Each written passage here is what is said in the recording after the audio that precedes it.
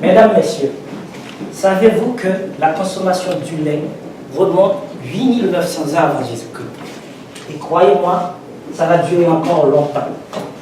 Le lait est consommé pour ses nutriments.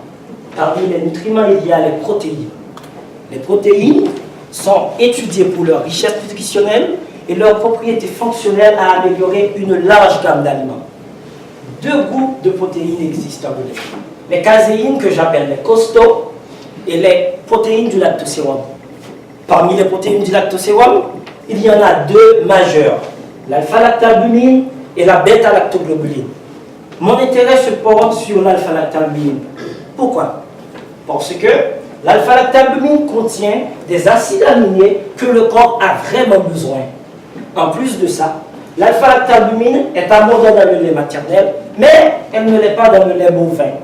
Ce qui fait de lui un ingrédient de choix pour l'intégration dans les matrices alimentaires telles que les laits infantiles, la diète des personnes âgées et la diète des sportifs.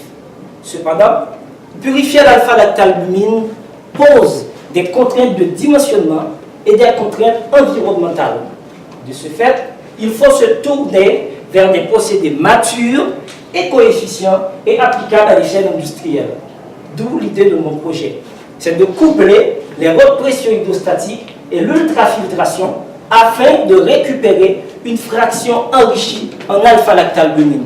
Sûrement, vous vous demandez, c'est quoi les hautes pressions hydrostatiques? Je vais vous le dire.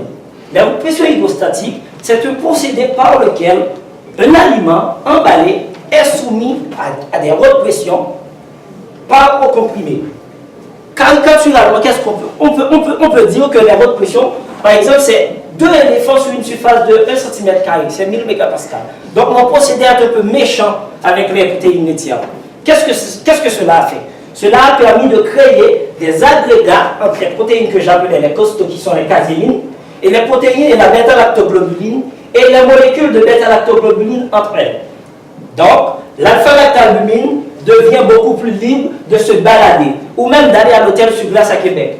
Donc, ce qui nous a permis de récupérer l'alpha-lactalbumine sélectivement à un taux de 80%. Donc, en conclusion, on a utilisé un procédé conventionnel qui est la filtration membranaire et un procédé innovant qui est la haute pression hydrostatique pour récupérer l'alpha-lactalbumine à 80%. Je vous remercie.